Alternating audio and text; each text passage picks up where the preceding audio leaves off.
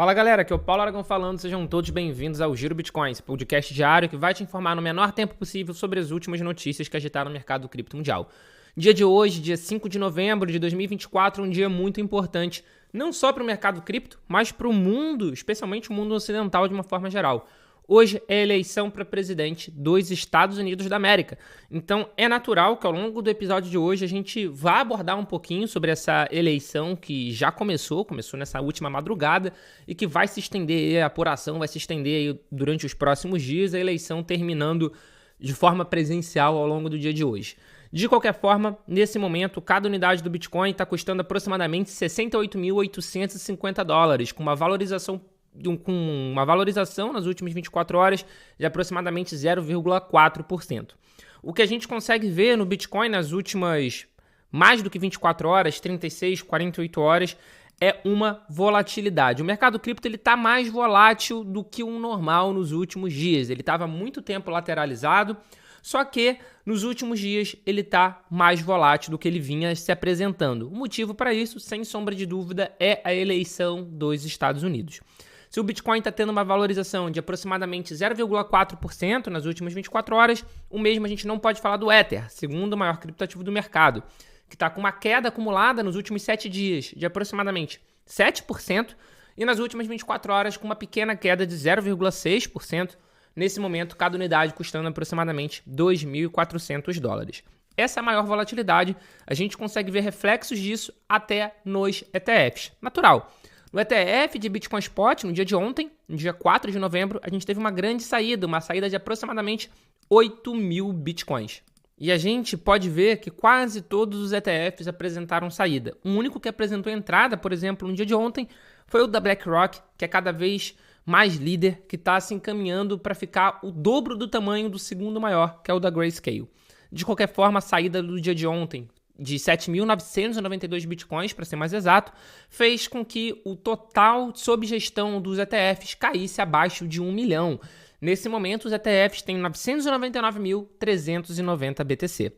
E a gente também teve no dia de ontem uma grande saída do ETF de ETH Spot. Foram mais de 25 mil unidades de ETH, que em dólar americano dá cerca de 63 milhões.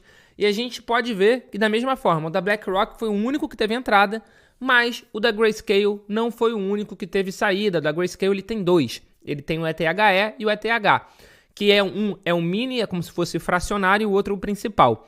Esses dois somados tiveram uma saída aproximada de 17 mil unidades. Mas a gente pode ver que o da Fidelity teve uma saída bastante intensa também. Foram mais de quase 13 mil unidades, mais de 12 mil unidades de ETH que saíram do da Fidelity. O da BlackRock também, de novo, teve uma entrada de aproximadamente 4.500 unidades de ETH. De qualquer maneira, a gente tem visto, sim, essa maior volatilidade, muita gente realizando lucro, muita gente indo para o dólar, para algo mais estável, justamente por causa das eleições dos Estados Unidos que estão começando a ocorrer no dia de hoje. De qualquer forma, essa saída desses ETFs, esse outflow dos ETFs, não assustam quem está pensando no Bitcoin, quem está pensando nas criptomoedas no longo prazo. Isso porque a gente tem visto cada vez mais institucionais, de uma forma geral, investindo no Bitcoin, investindo em criptomoeda e utilizando esse recurso, esse ETF. É muito difícil um fundo de pensão, por exemplo, que geralmente tem muito dinheiro, comprar cripto diretamente por causa da questão regulatória. Mas agora, um ETF é plenamente possível. E o sistema de aposentadoria do estado de Michigan aumentou sua exposição a fundos negociados em bolsa, que são os ETFs de Ether, de acordo com o registro na SEC.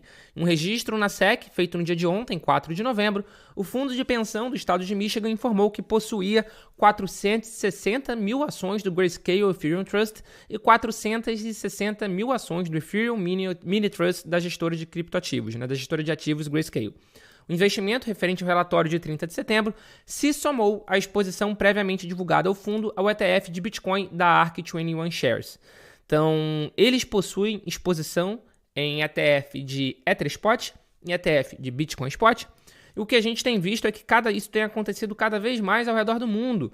Um fundo também de pensão baseado no Reino Unido fez uma alocação de 3% em Bitcoin.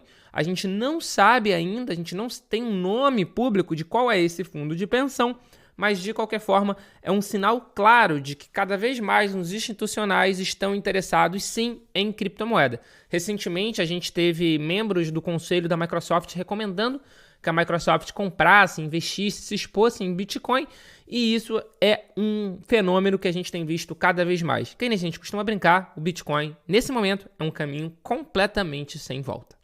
Indo agora para o tema eleição dos Estados Unidos, começou no dia de hoje a eleição de forma oficial, né? Desconsiderando os votos feitos de forma antecipada, os votos por correio e tudo mais. Hoje é o dia da eleição para presidente dos Estados Unidos.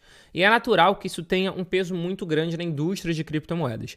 De um lado, a gente tem um candidato republicano, o Donald Trump, que já se demonstrou pró-cripto, crypto-friendly. Inclusive, no próprio discurso dele, ele tem se demonstrado cada vez mais favorável às criptomoedas. É verdade que no passado ele já foi, sim, um crítico das criptomoedas, mas ele mudou, ele adaptou o discurso dele ao longo dos anos e atualmente ele tem se demonstrado um candidato pró-cripto. Inclusive, nesse ano, ele falou na Bitcoin Conference que aconteceu em Nashville. Nesse momento, nas casas de aposta, o Trump tem cerca de 62% de chance de ser eleito o próximo presidente dos Estados Unidos, enquanto a Kamala Harris, que é a atual vice-presidente dos Estados Unidos, uma democrata, o último governo democrata agora do Joe Biden, foi bastante tirano, digamos assim, em relação às criptomoedas, em relação à indústria cripto-americana. A SEC abriu diversos processos contra diversos players do mercado. Nesse momento, a Kamala tem 38%, aproximadamente 38% de chance de ser eleita. Mas apesar disso, apesar dessa casa de aposta estar dando essa grande diferença, a gente pode ver que uma diferença está bastante considerável, a gente espera, a gente acredita que vai ser uma eleição, em número de delegados, pelo menos, muito apertada. Inclusive, já teve um pequeno condado, uma pequena cidade, que já teve todos os votos. Eles têm 6 votos. E dentre esses 6 votos, foram 3 para a Kamala e 3 para o Trump. É o Dixville Notch, que é um distrito que é muito conhecido porque ele abre a eleição à meia-noite. Então ele é o primeiro a abrir e é o primeiro a fechar porque é bem pequeno. Mas de qualquer forma, vai provavelmente simbolizar o que vai acontecer na eleição dos Estados Unidos. Algo bastante parelho, algo bastante próximo. E, inclusive, lá no Cointelegraph, a gente lançou uma página de acompanhamento da eleição dos Estados Unidos. O link vou colocar na descrição aqui desse episódio. Se você estiver escutando pelo Spotify ou pelo YouTube, você vai conseguir ver o link dessa página especial e vai conseguir acessar, porque isso, de novo, tem um peso muito grande para as criptomoedas. Se nesse momento a gente está vendo o Bitcoin em 68.900, 69 mil dólares, caso o Trump seja eleito, a gente pode ver, pelo menos num curto prazo, um certo pump, uma certa alta. Isso porque existem diversos analistas que estão falando que se o Trump for eleito, a gente pode ver o Bitcoin em 100 mil dólares americanos em um curto espaço de tempo. Porque, como eu falei, ao menos no discurso, ele tem se demonstrado um candidato cada vez mais pró-cripto, cada vez mais cripto-friendly. O que vai acontecer, a gente só vai descobrir se ele foi eleito, mas de qualquer forma as perspectivas são melhores com o candidato republicano do que com a candidata democrata, pelo menos para a indústria das criptomoedas. Esse foi o Giro Bitcoin de hoje. Muito obrigado pela sua companhia e a gente já tem um encontro marcado aqui no nosso episódio de amanhã. Valeu!